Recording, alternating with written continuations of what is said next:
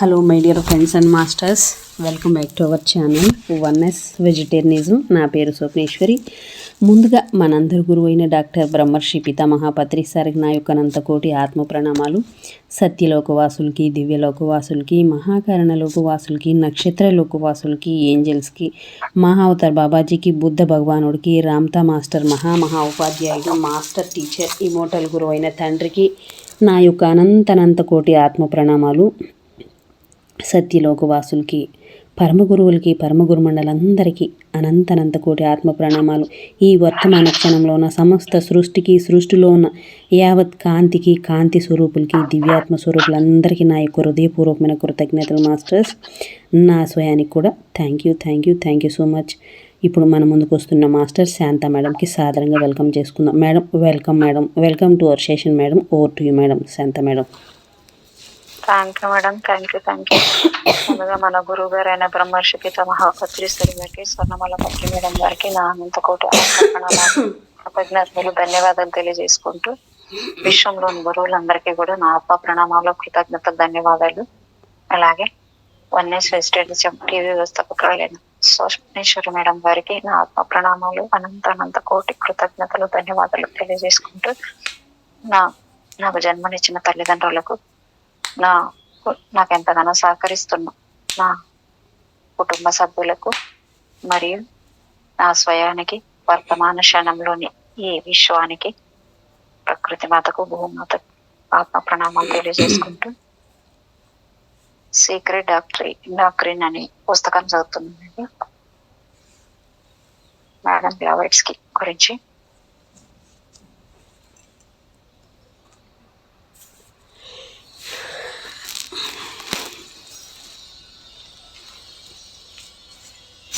నిన్న madam Blavatsky ఆవిష్కరించిన theosophy పూర్తిగా కొత్తది కాదు. 14వ శతాబ్దంలో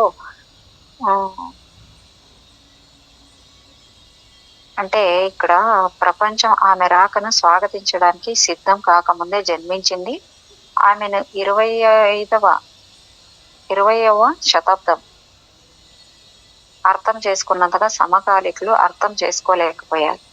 మనిషి తనను మర్చిపోయి చాలా కాలమైంది. మానవత్వం మర్చిన మనిషిని జాగృత పరచాలి, తనను తనకు పరిచయం చేయాలి. అందుకు మాస్టర్ల తరపున నియుక్తమైన దూతిక ఆమె జన్మకు రాకముందే మహాజ్ఞాని, కాలజ్ఞాని.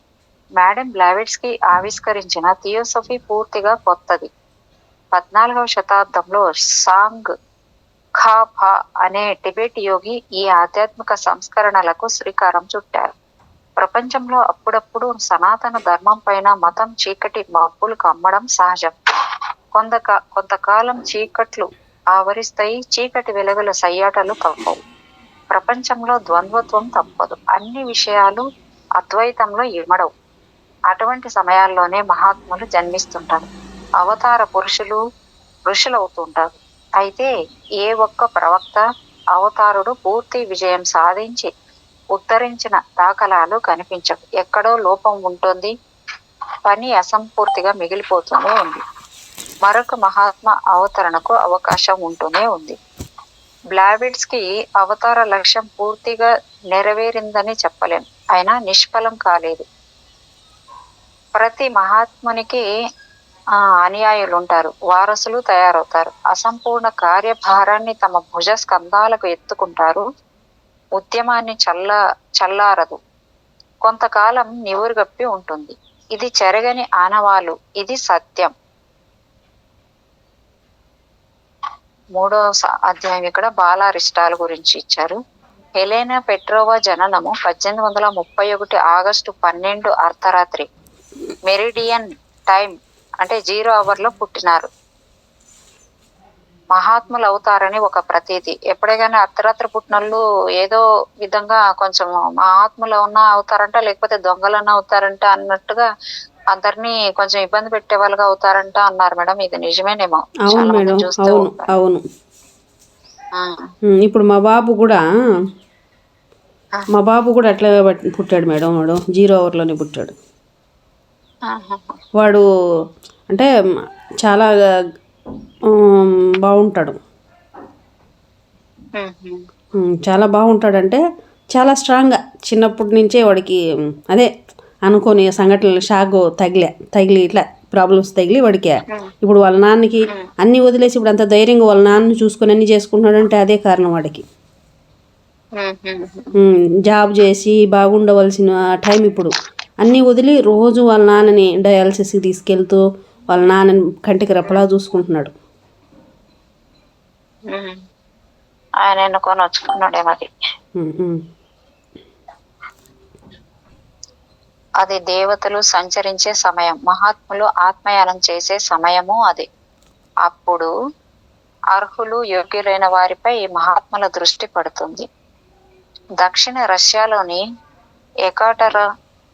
ఎకాట క్రనిస్లోప్ పట్టణంలో ఆమె జన్మించింది. ఆ పట్టణం డ్నీపర్ నది ఒడ్డున ఉంది. ఆమె తండ్రి కల్నల్ పీటర్, తల్లి హెలెనా డి పెడయేవ్. ఆమె ప్రముఖ నవల రచయిత్రి. హెలెనా అమ్మమ్మ కూడా సాహితీ పరురాలే, రచయిత్రి కూడా. ఆమె పేరు డోల్ గౌర్ హోవ్. ఆమె సంపన్న కుటుంబానికి చెందిన మహిళ, పైగా రాజవంశం. రష్యా ప్రభువు గ్రాండ్ డ్యూక్ రోరిక్ వారసురాలు. బాల్యంలో హెలెనా ప్రవర్తన విచిత్రంగా ఉండేది. అందరూ పిల్లల్లా ఉండేది కాదు. చాలా పిశాచిలా ప్రవర్తించేది. దయ్యం పట్టిన దానిలా తిరుగుతూ ఉండేది. అయితే ఆమె అద్భుత శక్తులు చూసిన బంధువులకు, స్నేహితులకు మతులు పోయేవి. తనపై ఎవరి పెత్తనం సహించేది కాదు. తన పంతం నెగ్గవలసిందే, తన మాట చెల్లుబాటు కావలసిందే. ఆమె ప్రజ్ఞ బహుముఖీనం, తెలివితేటలు అపూర్వం, మంచి భాషా పటిమ, స్పష్టంగా నిర్దిష్టంగా మాట్లాడేది. పియానో అంటే ఇష్టం. ఎక్కడా నేర్చుకోకపోయినా అద్భుతంగా వాయించేది. మంచి మంచి బొమ్మలు వేసేది. కుంటి గుర్రాలపైన స్వారీ చేయడం ఇష్టం. ప్రకృతి సౌందర్యం అంటే ఇష్టం. చిన్నతనంలోనే తన జీవిత లక్ష్యాన్ని నిర్దేశించకుండా అనిపించేది. తను అందరిలాంటిది కాదు, అందరిలా బ్రతికే ఆడపిల్ల తను కాదు. తనకు దైవ రక్షణ ఉంది. తను కారణ జన్మురాలు. ఆమెది బాలతనాన్ని మించిన బేలతనం, మనసు వెన్నెలంత చల్లన, నిర్మల హృదయం. ఆమె దాన ధర్మాలకు, దాతృత్వానికి హద్దు అదుపు ఉండేది కాదు. ఆయాని తెగ విసిగించేది, ఏడిపించేది. సంప్రదాయాలపైన, ఆచారాలపైన తిరగబడటం ఉక్కుపాలతోనే నేర్పింది. కుట్రలు, కుతంత్రాలు తెలియవు. లౌక్యం తెలియక కష్టాలు తెచ్చుకునేది. తర్వాత జీవితంలోనూ తన అలవాట్లు మార్చుకోలేక భంగపడిన సందర్భాలు అనేకం. ఎవరికి కాస్త అపకారం జరిగినా, అన్యాయం జరిగినా సహించేది కాదు. తండ్రి ఎవరికైనా సైబీరియా శిక్ష వేస్తే విలవిల్లాడిపోయేది. ఎడారిలో వారు పడే కష్టం ఊహించుకుని కుమిలిపోయేది. తాను పెరిగి పెద్దదైన తర్వాత ఎవరికి అలాంటి కష్టాలు రాకుండా చూస్తానని శపథం చేసింది. అప్పుడే ఆమెలో బుద్ధుడు కరుణ ప్రవేశించింది. మనిషి కష్టాలకు, బాధలకు కారణం ఏమిటి? వాటిని తొలగిస్తే బాధలు ఉండవు కదా.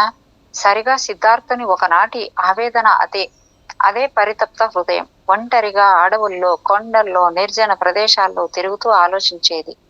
సమాధానం ఏది? ప్రకృతిపై ప్రేమ, కృత్రిమ జీవితం పైన అయిష్టమా? అప్పుడే నిరాడంబరంగా, సహజంగా జీవించాలని నిర్ణయించుకుంది ఆ చిన్నపిల్ల. హెలెనా పుట్టినప్పుడు చాలా ఆర్భకంగా ఉండేది. కళ్ళు తెరిచేది కాదు, ఏడ్చేది కాదు. ఆ పిల్ల బ్రతికి బట్ట కడుతుందని ఎవరూ అనుకోలేదు. శాపగ్రస్తురాలు అనుకునేవారు. ఎంతో మంది పూజారులు, మంత్రవేత్తలు, భూత వైద్యులు వచ్చి ఎన్ని క్రతువులు జరిపించినా ప్రయోజనం కనిపించలేదు. పట్టింది చిన్న దయ్యం, మామూలు దయ్యం కాదు, పెద్ద పిశాచమో భూతమో అనుకునేవారు. పెద్ద పెద్ద దివిటీలు వెలిగించి ఆర్భాటంగా హోమాలు చేయించారు. మత పూజారులైన ఆడ మగ జంటలకు కొవ్వొత్తులిచ్చి నాట్యాలు చేయించారు. అది గ్రీకు సంప్రదాయం. అందరూ నిలబడి అలాంటి క్రతువులు నిర్వహిస్తున్నారు. ఆ క్రతువు పెద్ద మందిరంలో ఏర్పాటు చేశారు. రాజకుటుంబం కదా. ఉత్సవం చూడడానికి పెద్ద సంఖ్యలో జనం తరలి వచ్చారు. ప్రధాన పురోహితుడు, అతని శిష్యగణం బంగారు రంగు గౌనులు ధరించి, మెడలో పూసల పేర్లు సగటు ధరించి యాగి చేశారు. 1 గంట తతంగం. హెలెనా పసిపిల్ల. ఆమెకు తోడుగా పిన్నమ్మను కూర్చోబెట్టారు.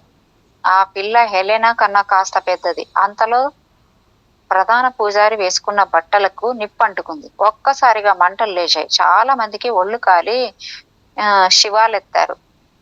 ఆ సంఘటన అశుభ సూచకంగా భావించారు. రష్యాలోనూ మూఢనమ్మకాలు, అంధవిశ్వాసాలు ఎక్కువే. ఆ రోజు నుండి హెలెనాపై పాపిష్టి పిల్ల అని ముద్రపడ్డది. చిన్నప్పటి నుండి హెలెనా పెడసర స్వభావము అయినా ఆమెలో ఏదో ఆకర్షణ ఉండేది, ఇష్టం ఏర్పడేది. టీచర్లు చెప్పినా, పెద్దలు చెప్పినా మాట వినేది కాదు. నిర్లక్ష్యం చేయమన్న పని చేసేది కాదు. వద్దన్న పని ఖచ్చితంగా చేసేది. తన ఇష్టాలను ఎవరూ కాదనకూడదు. ఏ పని చేసినా స్వతంత్రంగా ధైర్యంగా చేస్తుంది. ఏటికి ఎదురుదే స్వభావం. తల్లి చనిపోతూ హెలెనా భవిష్యత్తు గురించి బెంగపడ్డది. పెద్ద పిల్ల పర్వాలేదు, చిన్నది పిచ్చి మాలోకం ఎట్లా బ్రతుకుతుందో, ఎన్ని కష్టాలు పడుతుందో. తల్లి మరణం తర్వాత అక్క చెల్లెళ్ళు సారటోపంలోని అమ్మమ్మ గారింటికి చేరారు. అక్కడ తాతగారిల్లు పెద్ద రాజప్రసాదం. పొడవాటి వసారాలు, విశాలమైన గదులు, చీకటి మెట్లు, చీకటి కోనలు.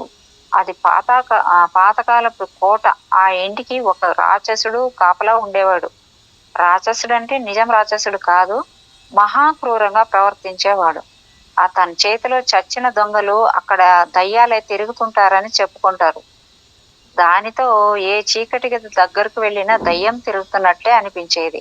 అక్క చెల్లెళ్లకు తోడుగా ఓ 6 మంది పనివాళ్లు ఈ ఇంట ఉండేవారు. హెలెనా ఒక్కచోట నిలకడగా ఉండేది కాదు. కాలు కాలిన పిల్లిలాగా తిరుగుతుంటేది. హద్దు అదుపు లేదు. పాడుపడిన గదులన్నీ ఆమెకు పరిచయమే. చీకటి గదులంటే మరింత ఇష్టం. చదువు ఎగ్గొట్టి చీకటి గదుల్లో కూర్చుండిపోయేది. ఎంత రహస్యంగా జారుకున్నా ఆమె స్వభావం తెలిసిన పనివాళ్లు వెదికి లాక్కొచ్చేవారు. ఎవరికీ కనిపించకుండా ఒక ఉపాయం పన్నింది. పాత టేబుళ్ళు, కుర్చీలు, సామాన్లు ఒకదానిపైన ఒకటి పేర్చి వాటి చాటున కూర్చునేది. సాల్మన్ కథల పుస్తకం పట్టుకెళ్లి తెగ చదివేది. సాల్మన్ కథలంటే అన్ని దయ్యాలు, భూతాల కథలు, మాయా ప్రపంచం. ఆ పిచ్చి చాలా అన్నట్లు రాత్రి వేళల్లో నిద్రలో లేచి నడిచిపోయే అలవాటు. ఏ చీకటి గదికో వెళ్ళి అక్కడ నిద్రపోయేది. 12 ఏళ్ల వయసులో అలాగే లేచి వెళ్ళిపోయింది. అందరూ కంగారు పడ్డారు. అన్ని గదులు సోదా చేశారు. చివరకు వరండా చివరన ఎవరితోనో మాట్లాడుతున్నట్లు తనలో తానే మాట్లాడుతోంది. ఏకపాత్రాభినయంగా. అవతలి వ్యక్తి ఎవరో ఎవరికీ కనిపించలేదు. అంటే అప్పటికే అదృశ్యంగా ఉన్న వారితో పరిచయాలు ఏర్పరచుకుంది. జన్మాంతర సంస్కారం ఇలాంటి పిల్లతో వేగడం ఎలా? ఆమెలో 2 స్వభావాలుండేవి. ఆమెలో 2 ఆత్మలు కలిసి ఉండేవి. అంటే ఆమెలో సదా 2 మనుషులు ఉంటుండేవారన్న మాట. లైబ్రరీలో కూర్చొని గంటల తరబడి చదివేస్తుండేది. హెలెనా అక్క తమ చిన్నతనం గురించి ఇలా చెప్పింది. ఊహ తెలిసినప్పటి నుండి హెలెనా అంటే జగముండి. పిల్ల అర్థమయ్యేది కాదు. దాని స్వభావం, ప్రవర్తన ఒక్కోసారి మంచిగా ఉండేది. తన ఈడు పిల్లల్ని కూర్చోబెట్టుకొని గంటల కొద్దీ కథలు చెప్పేది. అన్ని కథలు దాని పొట్టలో ఎట్లా ఉండేవో మరి. దాని కడుపు కథల ఊటబావి. ఆ కథలు నమ్మశక్యంగా ఉండేవి కావు. కళ్ళల్లో దృశ్యాలు చూస్తూ కథలు అల్లేదేమో, అంత తన్మయం దానిది. ఒక్కొక్కసారి కథ చెప్పడం ఆపి కళ్ళు మూసుకొని పరవశించిపోయేది. ఎంత ఆనందమో. తన కళ్ళు రవ్వల్లాగా మెరుస్తుండేవి. పిల్లలు దాని కళ్ళలోకి సూటిగా చూడాలంటే భయపడేవాళ్ళు. ఒక్కోసారి పిచ్చిగా కేకలు పెడుతూ ఇల్లంతా పరుగులు పెట్టేది. పిచ్చిగా తనలో తానే నవ్వుకునేది. కనిపించని మనుషులతో సదా కబుర్లు చెబుతుండేది. తనకు చీకటంటే ఇష్టము. అస్సలు భయం అన్నది ఉండేది కాదు. పావురాళ్ల గూళ్ళు అంటే ఇష్టం. ఒళ్ళో పావురాయిని పట్టుకుని ముద్దులాడుతుండేది. బుజ్జగిస్తుండేది. తన శూన్యాన్ని శ్రద్ధగా వినేది. చెట్లతో, చేమలతో మాట్లాడేది. పూలతో ఊసులాడేది. పక్షుల గొంతులను అనుకరిస్తూ పలకరించేది. మాకు శూన్యంగా ఉన్న చోట్లలో తనకు ఎవరో కనిపించేవారు. తనతో కబుర్లు చెప్పేవారు. మాకెవ్వరికీ వినిపించేది కాదు, అర్థమయ్యేది కాదు. మా తాతగారంటే గవర్నరు. మా బంగ్లాకు 5-6 మైళ్ళ దూరంలో ఇసుక మైదానాలు ఉండేవి. ఇక్కడ ఇదివరకు ఒక నది ప్రవహించేదట. ఇప్పుడు లేదు. ఆ నది ఇసుకలో పురాతన కాలం నాటి శిల్పాలు బయట పడుతుండేవి. మా పిచ్చి చెల్లి ఆ శిల్పాల్ని తదేకంగా చూసి వాటి కథలు చెప్పేది. ఆ కాలంలోకి వెనక్కి వెళ్ళిపోయి ఆనాటి రాజుల కథలు, రాణుల కథలు, వింత వింత కథలు చెప్పేది. మా చేతిపైన గడ్డం ఆంచి దీర్ఘంగా ఆలోచిస్తూ కథలు చెప్తూ ఉంటే అవన్నీ నిజం కథలే అనిపించేవి. కల్పనలు కావు. యుద్ధాలు సైతం వర్ణించి చెప్పేది. మేం నమ్మం అంటే ఒక్కోసారి శ్రోతలందరినీ ఆ కాలంలోకి తీసుకువెళ్ళి నిజంగా చూపించింది. తన గత కాలంలోకి వెళ్ళడమే కాదు, మమ్మల్ని తీసుకువెళ్ళేది. ఆ లోకాలను చూస్తే భయం వేసేది. మా పిచ్చి పిల్ల సామాన్యురాలు కాదు. పెళ్ళైతే పిచ్చి కుదురుతుందన్న విశ్వాసంతో రష్యాలోనూ ఉంది. ఆ నమ్మకం అన్ని దేశాల్లో ఉంటుంది. పిచ్చి అన్నది కొంత మనోవైకల్యం. హెలెనా ఆలన పాలన చూసే గవర్నెస్ ఆ పిల్లను ఎవరో ఒకడికి కట్టబెడితే ఒక పని అయిపోతుందని భావించింది. నికిఫర్ వి బ్లావెట్స్కీ అనే ముసలాడిని చూసి ఒప్పించింది. అతను హెలెనా కన్ను 3 రెట్లు వయసున్నాడు. ఆయమ్మో, పెళ్లి నాడు ప్రమాణాలు చేయిస్తారు కదా, హెలెనా చేత నేను భర్తకు విధేయంగా ఉంటాను, మంచి భార్యగా ఉంటాను అని పురోహితుడు ప్రమాణం చేయమంటే నేను చచ్చిన మొగుడికి విధేయంగా ఉండను, వాడితో కాపురం చేయను అని ప్రమాణం చేసి అంతే అంతే కదా, తప్పేముంది అని చెప్పింది అనమాట. పెంకి ఘటం అందరూ అవాక్కయ్యారు. ఇదేం పిల్లరా బాబు అనుకున్నారు. ఎవరు ఎలా అనుకున్నా మొహం మీద అన్నా పట్టించుకునే రకం కాదు. పెళ్లి అయిన మర్నాడే ఇల్లు వదిలి ఊరు వదిలి పారిపోయింది. బంధువులకి మొగుడికి తెలియదు. ఆమె పలాయనం గురించి మొగుడు అసలు పట్టించుకోలేదు. ఆ పిల్ల ఎలాగో తనకు సరిజోడు కాదు అని. మరి పెళ్ళెందుకు చేసుకున్నాడు? సరిజోడు కాదని తెలుసు కదా వాడికి, ముసలుడికి. హెలెనా జాతకంలో శుభగ్రహాలు వక్రించాయని, దుష్ట గ్రహాలు రాజ్యం చేస్తున్నాయని జ్యోతిష్యులు చెప్పారు. ఎవరి తలరాత ఎవరు మార్చగలరు? గ్రహాలు విధిని మార్చలేవు. 10 సంవత్సరాలు ఇంటి ముఖం చూడలేదు. హెలెనా జన్మించిన ఊరుకు దగ్గరలో ఒక యోగి ఉండేవాడు. ఆయన పండు ముదుసల్లి, మహాజ్ఞాని. ఒకసారి హెలెనా ఆమె అక్కయ్య ఆయన్ని దర్శించారు. ఆయన హెలెనాను చూసి, ఈ అమ్మాయి అందరిలాగా జీవించదు, భవిష్యత్తులో చాలా గొప్ప వ్యక్తి అవుతుంది, ఆమెలో దివ్యశక్తులు గూడు కట్టుకొని ఉన్నాయి, నా మాటలు నిజమయ్యే నాటికి నేను బ్రతికుండను అని చెప్పాడు. ఆనాటి మత పెద్దలెవరూ ఆమె మహత్తుల్ని గుర్తించేవారు కారు. రష్యా మొత్తంలో 3 ప్రధాన మతాచార్యులు ఉండేవారు. వారిలో ఒక ఆయన హన్ కుటుంబానికి సన్నిహితుడు. 1860లో ఆయన అంతర్వాణి ఉద్బోధతో చెప్పాడు, అమ్మాయి, నీలో మహాశక్తులు నిగూఢంగా ఉన్నాయి, వాటిని కాని పనులకు వెచ్చించి కష్టాలు తెచ్చుకోవద్దు. అతీంద్రియ శక్తుల్ని, దివ్య శక్తుల్ని ఎవరు గాని విశ్వ ప్రయోజనాలకు, మంచి పనులకు ఉపయోగించాలి. దైవ శక్తుల్ని పొదుపుగా ఉపయోగించుకోవాలి. జాగ్రత్త తల్లి అని సలహా ఇచ్చారు. 1844లోనే తండ్రి వెంట ఫ్రాన్సు, జర్మనీ, ఇటలీ, ఇంగ్లాండ్ వెళ్ళింది. ఆయా దేశాలలో కళలు, సంగీతము ఆమెను అలరించాయి. జర్మనీలో పియానో విద్వాంసుడు ఇగ్నజ్ వద్ద సంగీత శిక్షణ తీసుకుంది. చిన్న వయసులోనే ఆమె ప్రతిభను గుర్తించి లండన్లో ఒక సంగీత విభావరిలో పాల్గొనే అవకాశం ఇచ్చారు. ప్రసిద్ధ పియానిస్టులు క్లారా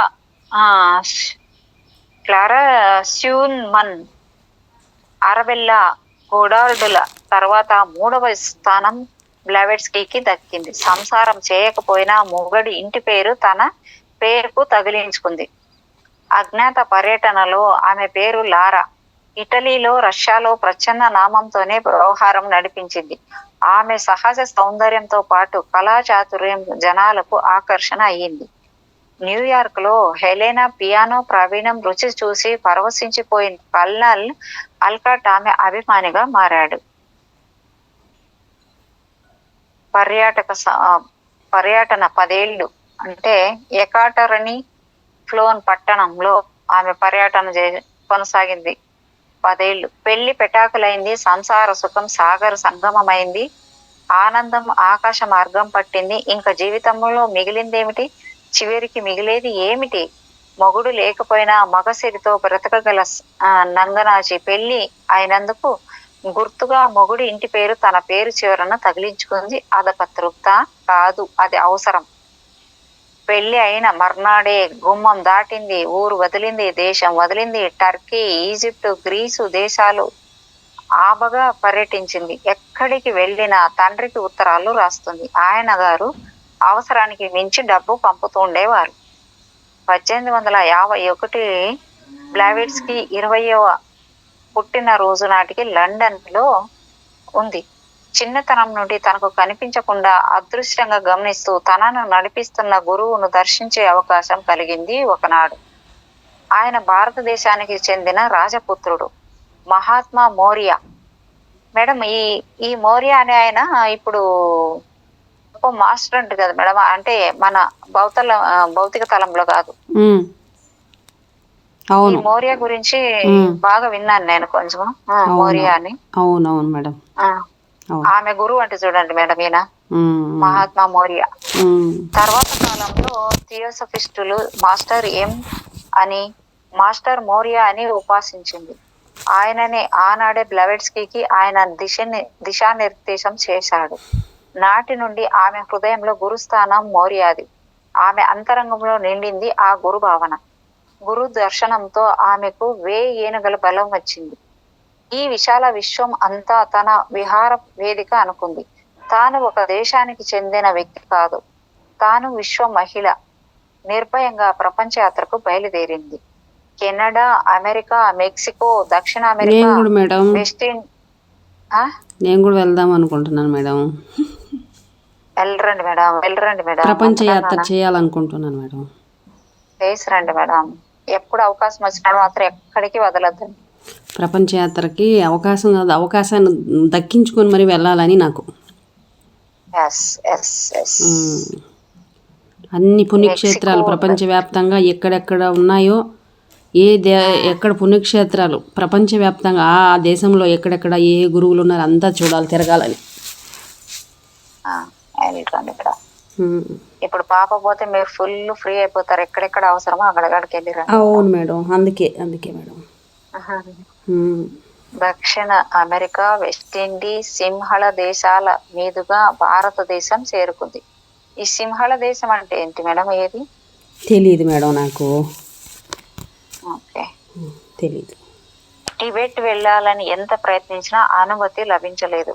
ప్రస్తుతానికి ఆ ప్రయత్నం విరమించి 1853 నాటికి ఇంగ్లాండ్ చేరింది. 1854 అమెరికా వెళ్ళి 1855 నాటికి మళ్ళీ ఇండియా చేరుకుంది. ఈసారి కాశ్మీర్ ద్వారా టిబెట్ లో ప్రవేశం పొందగలిగింది.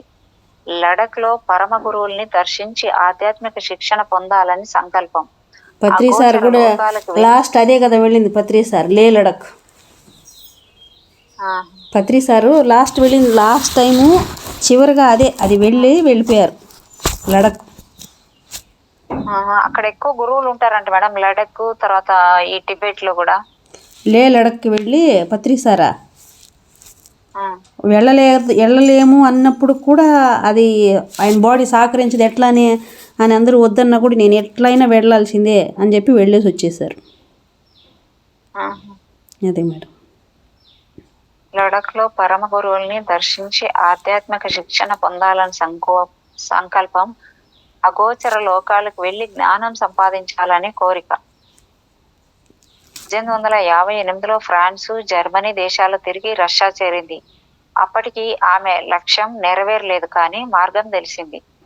కాకసన్ పర్వత శ్రేణులలో ఉండే తాంత్రికుల్ని, గురువుల్ని దర్శించి కొంతకాలం వారి శుశ్రూష చేసి కొన్ని శక్తులు చేజిక్కించుకోగలిగింది. అయినా అసలు గమ్యం అందనంత దూరంగానే ఉండిపోయింది. ఏ బాట ఎటుపోతుందో చెప్పవచ్చు, ఎవరి జీవితం ఎటుపోతుందో, ఎన్ని మలుపులు తిరుగుతుందో ఎవరూ చెప్పలేరు. జ్ఞానయాత్రలో ఎన్ని మజిలీలో, మరిన్ని ప్రస్థానాలు, ఏ మలుపు ఏ గమ్యానికి చేరుతుందో తెలియదు. ఆత్మ స్వతంత్రం. ఆత్మయానము మరీ స్వేచ్ఛాయుతం. బ్లావెట్స్కీ పర్యటనలో కలిగిన మహాత్ములు, గురువులు ఎందరో ఆమెకి జ్ఞానదాతలైనారు, మార్గదర్శకులైనారు. ఆమె జీవితం మహాపదం అయింది. ఆమె అనుభవాలన్నీ ఆత్మ ప్రబోధాలే, ఆమె ఆవేదనలన్నీ నివేదనలు. అవి అన్నీ అనుభూతి పర్వాలు. అవి భవిష్యత్తుకు ఉపాధులైనాయి, సోపానాలైనాయి. వాటన్నింటి సంకలనమే ఇసిస్ అన్వీల్డ్ తొలి రచన. ఆ రోజుల్లో ఆడవారు ఒంటరిగా ప్రయాణం చేయడం అరదు.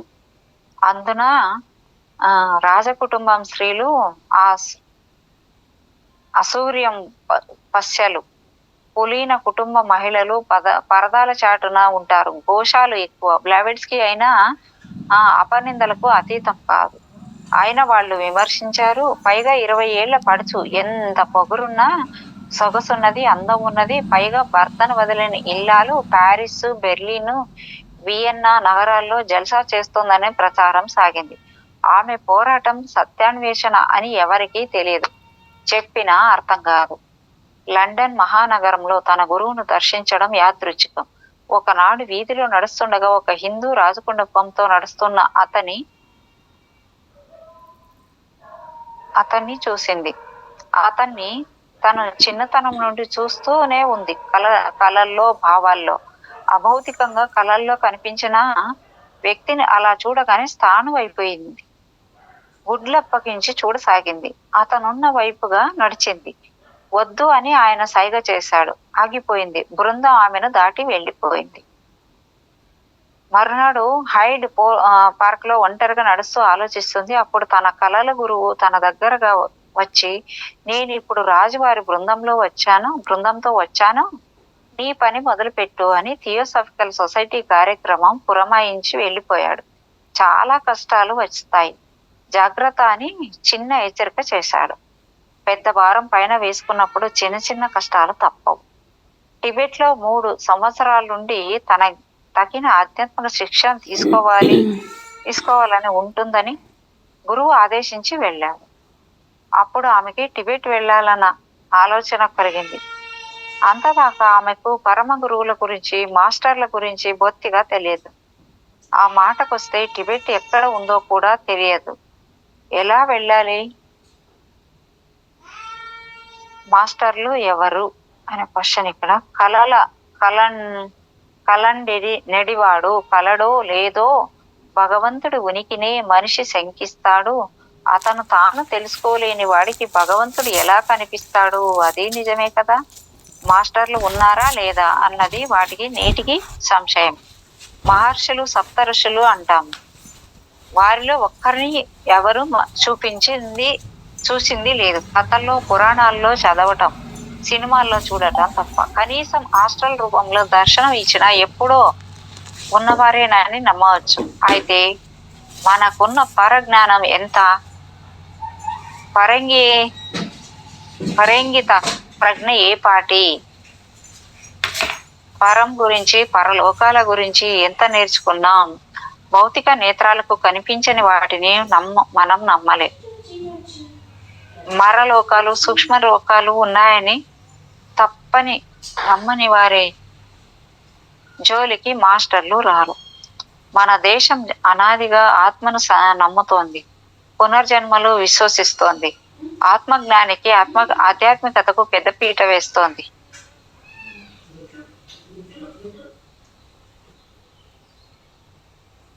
ఇతర దేశాల వారికి ఆ సంస్కారం లేదు. తూర్పు, పశ్చిమ దేశాల సంస్కృతులు వేరు, నాగరికతలు వేరు.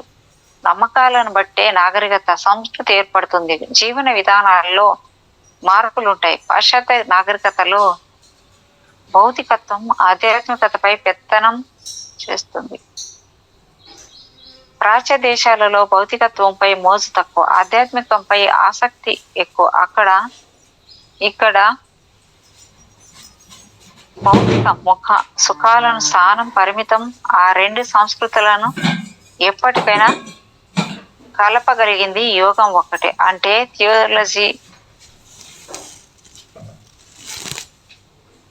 థియోలజీ, థియోసఫీ అంటే మతం ముద్రపడని సనాతన ధర్మం. యోగం భౌతిక ప్రపంచాన్ని కాదనదు, మనిషి అవసరాలు, సుఖాలు కాదనదు. ఆధ్యాత్మికత్వానికి ప్రాధాన్యం ఇస్తూనే భౌతిక ప్రాపంచిక అవసరాలను మన్నిస్తుంది. ప్రతి మార్పును ఆమోదిస్తూ పరిణామానికి ఉపయోగిస్తుంది. ఆ పని చేయిస్తున్నది భగవంతుడు కాదు, దివ్యశక్తి భూపరిధిలోకి దిగి రాగానే ఆత్మశక్తిగా మారుతుంది. పరమాత్మ ప్రతినిధిగా పరమాత్మతో లింక్ పెట్టుకొని పనిచేస్తుంది. ఆ పని ఆత్మలైన వారి ఆధ్వర్యంలో పర్యవేక్షణలో జరుగుతుంది. మాస్టర్లైన వారంతా ఒకప్పుడు మనుషులుగా మనుగడకు సాధించిన వారే. వారు తపస్సుతో, యోగ సాధనతో, జ్ఞానార్జనతో మృత్యువును దాటి శాశ్వతులైన అగోచరంగా ఉంటూ విశ్వాన్ని రచిస్తుంటారు. అవసరమైతే కొందరు మాస్టర్లు కొందరికి కనిపిస్తుంటారు. తమ ప్రతినిధులకు తమ ప్రజ్ఞను అందిస్తూ పరిణామ ప్రగతికి సహాయపడుతుంటారు. అలాంటి వారు మాస్టర్లు. మేడం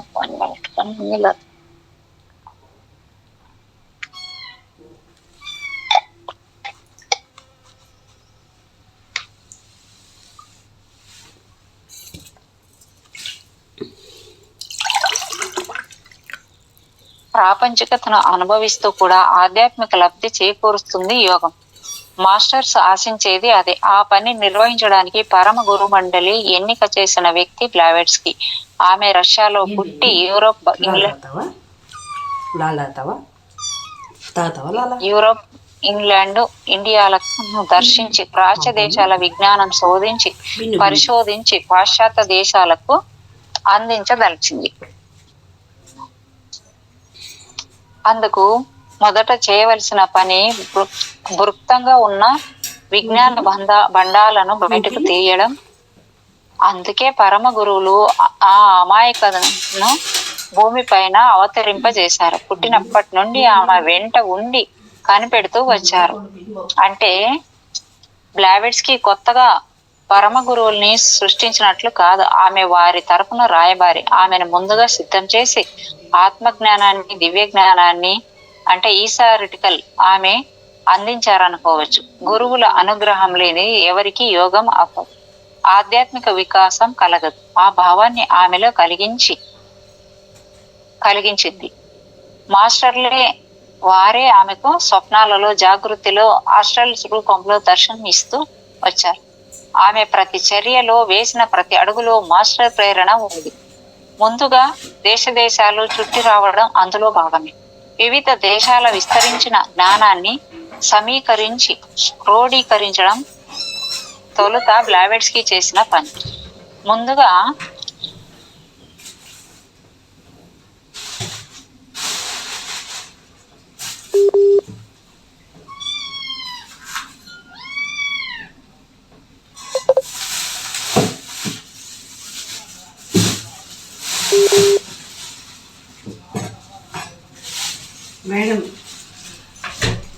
మేడం శాంత మేడం ఉన్నారా?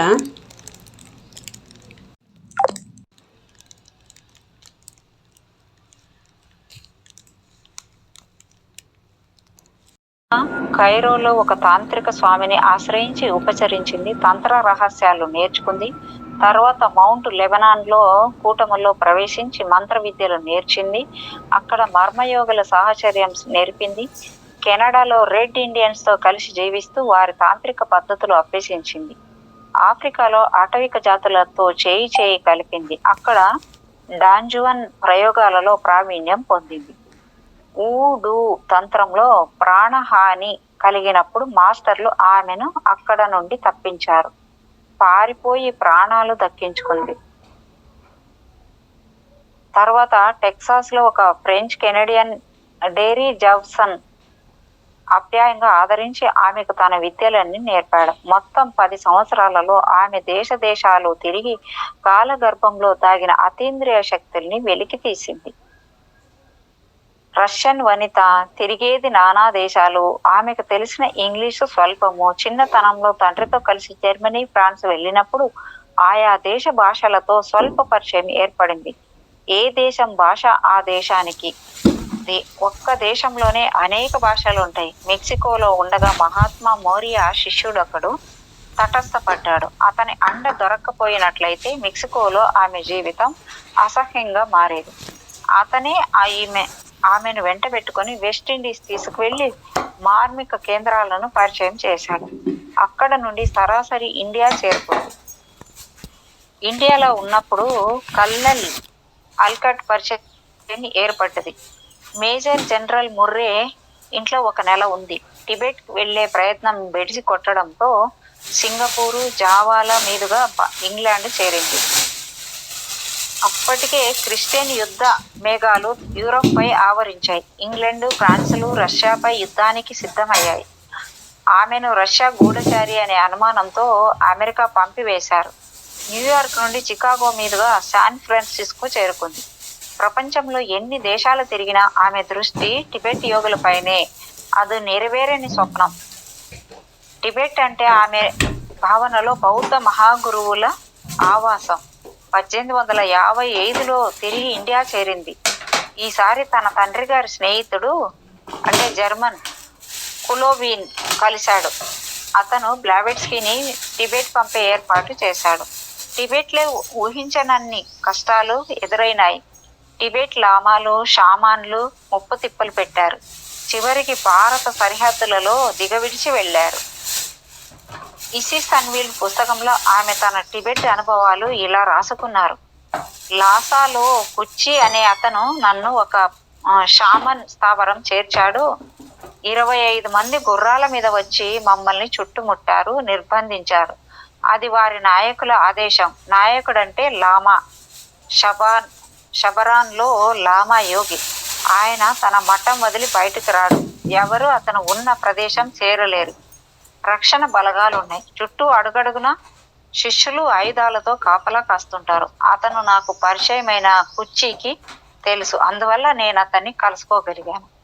టిబెట్లో లామాలకు తంత్రయోగ శక్తులు ఎక్కువ. కొందరికి ఆధ్యాత్మిక శక్తులు ఉంటాయి. ఉన్న చోటి నుండి కదలకుండా అనే దివ్య దృష్టితో గ్రహిస్తుంటారు. జ్ఞాన నేత్రంతో చూస్తుంటారు. మనో సంకల్పంతో ఎవరినైనా తమ వద్దకు రప్పించుకోగలరు. వారికి పరప్రజ్ఞ చాలా ఎక్కువ. వారు ప్రపంచం దృష్టిలో పడరు. కామరూప విద్య తెలుసు. చూస్తుండగానే అంతర్ధానం కాగలరు. మాయ విద్యలో ఘటికులు. అపురూపంగా అదృశ్యంగా ప్రపంచమంతా తిరుగుతుంటారు. అవసరమైన చోట్ల భౌతికమైన రూపం ధరిస్తుంటారు. అందుకే పరమ గురువులైన మాస్టర్లు టిబెట్ను ఎన్నుకుంటారు. పరమ గురువుల స్థావరం పేరు శంబల.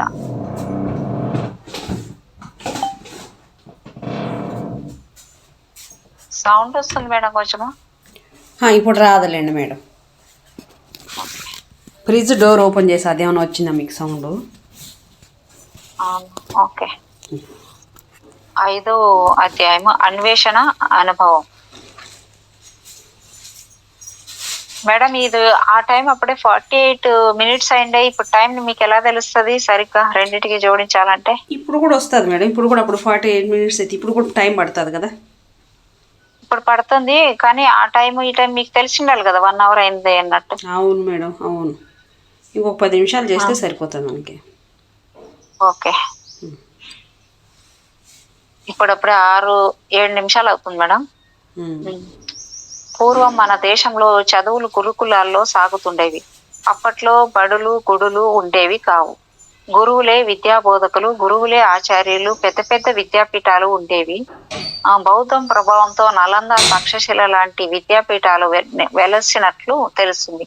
అవి విద్యాలయాలే కాదు, బౌద్ధ ధర్మశాలలు. 12 సంవత్సరాలు విద్యాభ్యాసం తర్వాత విద్యార్థులు అసేతు హిమాలయ పర్యంతం గురుకులాలు, ఋష్యాశ్రమాలు దర్శించి 2 సంవత్సరాల పాటు తమ జ్ఞానాన్ని పటిష్టం చేసుకునేవారు. అందరికీ ఇట్లుంటే అప్పటి విద్య ఈ విధమైన ఆచారాలే ఉండేవి కదేమో మన దేశంలో కూడా, కదా మేడం?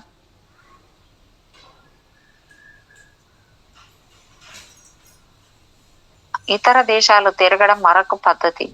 హుయన్ సాంగ్, పాహియాన్ లాంటి యాత్రికుల అనుభవాలు, రాహుల్ సాంకృత్యాన్, రోరిక్ లాంటి వారి పర్యటన అనుభవాలు చరిత్ర ప్రసిద్ధాలు. రష్యాకు చెందిన ప్రసిద్ధ కళాకారుడు రోరిక్ అనేక మార్లు టిబెట్ దర్శించాడని, శంబలా వెళ్లి మాస్టర్లను దర్శించాడని చరిత్ర. విజ్ఞాన యాత్రలు ప్రపంచంలో ప్రాచీన కాలం నుండి సాగుతున్నవే. ఈ యాత్రికులు అలనాటి సంస్కృతికి రాయబారులు. ఒక కొండ గుహలో కూర్చొని తపస్సు చేసి మహర్షి కావచ్చు, మహారణ్యంలో ఘోర తపస్సు చేయవచ్చు. ప్రాణభయం లేకపోతే కానీ ఒక సద్గురువు కోసం దేశాలు పట్టి తిరగడం, కొండల్లో అన్వేషించడం మాటలు కాదు, ఎంతో తపన పడితే తప్ప స్వచ్ఛమైన గురువు దర్శనం కాదు. ఈ కిటుకు మేడం బ్లావెట్స్కీకి తెలుసు. తెలియకపోయినా ఎవరో పరమ గురువులు సంకల్పం, ప్రేరణ ఇచ్చి ఉంటారు. అంచేతనే అవిశ్రాంతంగా దేశాలు పట్టి తిరిగింది. ఈ భావ రూపాలలో దర్శనమిచ్చే గురువులు భౌతిక రూపాలలో ఎందుకు కనిపించరు? 19వ శతాబ్దం నాటి పరిస్థితులు వేరు. అప్పట్లో ప్రయాణ సౌకర్యాలు లేవు, అప్పుడులా విమానాలు లేవు, సముద్రం పైన నౌకా ప్రయాణాలే, రవాణా సౌకర్యాలు తక్కువ. ఒక దేశానికి మరో దేశానికి మధ్య సఖ్యత ఉండేది కాదు. కీచులాటలు, కొట్లాటలు, ఒకరినొకరు శత్రువుగా చూచే మనస్తత్వము, సఖ్యత, సౌభ్రాతృత్వము బహు తక్కువ. అన్ని దేశాలంటే శత్రు దేశాలనే. యూరోప్లో రష్యా ఒక భాగమే అయినా దాని భౌగోళిక పరిస్థితులు, సంస్కృతి, స్వభావాలు మిగిలిన దేశాల కంటే భిన్నం. అమెరికాలో ఉన్న రోజుల్లో ఒక బంధువు మరణంతో బ్లావెట్స్కీకి కొంత వారసత్వ సంపద వచ్చి పడ్డది. 50,000 రూబుల్స్ అంటే తమాషా కాదు ఆ రోజుల్లో. 1873లో తండ్రి మరణానంతరం తన వాటాగా వచ్చిన సొమ్ముతో న్యూయార్క్ లాంగ్ ఐలాండ్ లో వ్యవసాయ భూములు కొని వ్యవసాయం చేసింది. అనుభవం లేక నష్టాలు మిగిలాయి. తనకు అలవాటైన పని రచన, వ్యవసాయం. రష్యన్ పత్రికలకు ఎడాపెడా వ్యాసాలు రాస్తుండేది. అదే సంపాదన. రచనల వల్ల డబ్బు మంచి పేరు వచ్చింది. ఆమె ప్రచ్ఛన్న నామం రడ్డాబాయి. అది కలం పేరు. 1857లో బ్లావెట్స్కీ భారత్ లో ఉండగానే సిపాయి తిరుగుబాటు జరిగింది. గురువు గారి ఆదేశం మేరకు ఇండియా వదిలి జావా చేరింది. అక్కడ కొందరు యోగులతో, జ్ఞానులతో పరిచయాలు కలిగింది. అక్కడ నుండి అమెరికా వెళ్లి 1860 నాటికి యూరోప్ చేరింది. ఫ్రాన్సు, జర్మనీలతో చిన్ననాటి పరిచయం. అక్కడ కొంత కాలం గడిపి రష్యా వెళ్లి చాలా సంవత్సరాలు స్వదేశంలోనే ఉండిపోయింది. మహాత్ములకైనా, మహా ఋషులకైనా కన్నతల్లి పైన, జన్మభూమి పైన మమకారం పోదు. ఎన్ని దేశాలు తిరిగినా, ఎంత తపస్సు చేసినా స్వదేశాన్ని మర్చిపోవడం జరగదు. స్వదేశంలో, సొంత ఇంటిలో ఉన్న సుఖము స్వర్గంలో ఉండదు. బ్లావెట్స్కీ చాలా అతీంద్రియ శక్తులు సంపాదించింది. దివ్య జ్ఞానం సంపాదించింది. ఏకాంతంగా ఉన్న వేళల్లో తనలోకి చొచ్చుకుపోయి అంతర్ముఖం కాగలుగుతోంది, శూన్యం కాగలుగుతోంది, ఆత్మ స్పందనల్ని అనుభూతి చెందగలుగుతోంది. ఇంతకాలం ఆర్జించిన జ్ఞానం తనకొక మార్గం చూపిస్తుందన్న నమ్మకం ఏర్పడింది. ఇప్పుడు ఆస్టర్ శరీరంలో టిబెట్ బౌద్ధరామాలకు వెళ్ళి రాగలుగుతోంది. సంకల్పించగానే మాస్టర్లు మనసులోకి వస్తున్నారు. అడిగిన వాటికి సమాధానాలు ఇస్తున్నారు. అర్థించకపోయినా వారంతట వారు కొన్ని సలహాలు ఇస్తున్నారు. మొత్తం మీద ఒక ప్రణాళిక రూపొందసాగింది. మాస్టర్లు వస్తారు, తనకు మాత్రమే కనిపిస్తారు, మాట్లాడతారు, అంతలోనే అంతర్ధానమైపోతారు. ఈ హాస్టల్ అనుభవాలు, మాస్టర్ల దర్శనాలు ప్రోత్సాహం ఇస్తున్న ఆరోగ్యం సహకరించడం లేదు. దేశాలు 10 సంవత్సరాల పాటు పిచ్చి పట్టినట్లు తిరగడం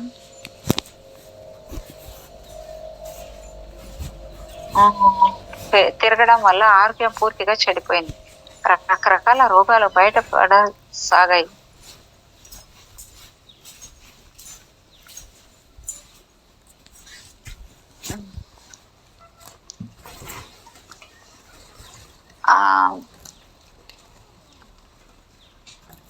పిచ్చి పట్టినట్లు తిరగడం వల్ల ఆరోగ్యం పూర్తిగా చెడిపోయేది. రకరకాల రోగాలు బయటపడసాగాయి. ఉపవాసాల వల్ల, అద్భుతమైన తిళ్ల వల్ల, అడ్డమైన తిళ్ళ వల్ల తిరుగుళ్ళ వల్ల ఆరోగ్యం చెడిపోయిందని గ్రహించగలిగింది. అయితే మనోనిగ్రహం, సంకల్ప బలం, మాస్టర్ కరుణ వల్ల 4 రోజుల్లో రోగం తగ్గిపోయేది. ధ్యానం వల్ల కుండలిని జాగృతి వల్ల ఆరోగ్యం చెడిపోతుందని తెలుసుకోలేదు. అప్పటికి యోగంలో పెద్దగా పరిచయం లేదు. శక్తుల కోసం ఆరాటమే తప్ప ధ్యానం చక్కగా కుదిరినప్పుడు రోగం తగ్గిపోయేది. ఆ రెండింటికి ఉన్న సంబంధం ఏమిటో తెలిసేది కాదు. కుండలిని శక్తి జాగృతం అయినప్పుడు కలిగే శక్తిపాతం మనిషిని కల్లోల పరుస్తుంది. మేడం ఉక్కిరి జీవితం ఉక్కిరి బిక్కిరి చేస్తుంది. రోగాలు బయట పడుతూ ఉంటాయి. కొంతకాలం ద్వంద్వ జీవితం అనుభవించవలసి వస్తుంది. పైకి అనారోగ్యం, లోపల ఆత్మానందం. అదేమిటో సింత.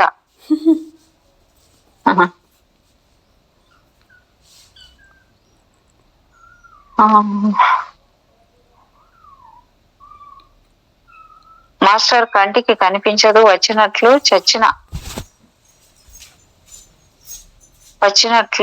అనిపిస్తుంది, చప్పున అనిపిస్తుంది. అంతర్దృష్టికి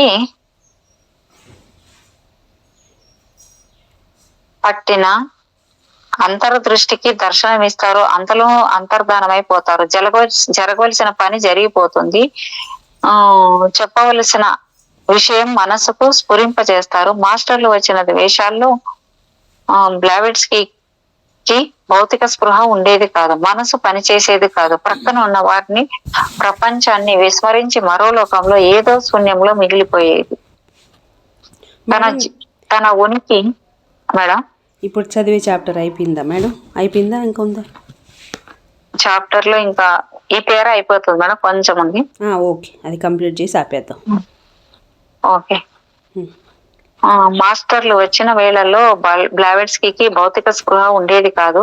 మనసు పని చేసేది కాదు. ప్రక్కనున్న వారిని, ప్రపంచాన్ని విస్మరించి మరో లోకంలో ఏదో శూన్యంలో మిగిలిపోయేది. తన ఉనికిని మర్చిపోతే తప్ప మాస్టర్ రాక తెలియదు. ఆ సమయంలో తనకంటూ ఒక పక్క ఉన్నట్లు అనిపించదు. తమ భావపరంగా శూన్యం అవుతుంది. కళ్ళు మూతలు పడి నిద్రలోకి జరిగినట్లు మగత ఆవరిస్తుంది. స్పృహ ఉండదు, భౌతిక స్మృతి ఉండదు. పైలోకాలకు సూక్ష్మ శరీరం పరుగులు తీస్తుంది. Thank you madam. Thank you madam. Thank you so much. మీకు నా యొక్క హృదయపూర్వకమైన కృతజ్ఞతలు. ఈ వర్తమాన క్షణంలో ఉన్న సమస్త సృష్టిలో యావత్ కాంతి స్వరూపులకి, దివ్యాత్మలకి, మహాత్మ స్వరూపులకి అందరికీ థ్యాంక్ యూ.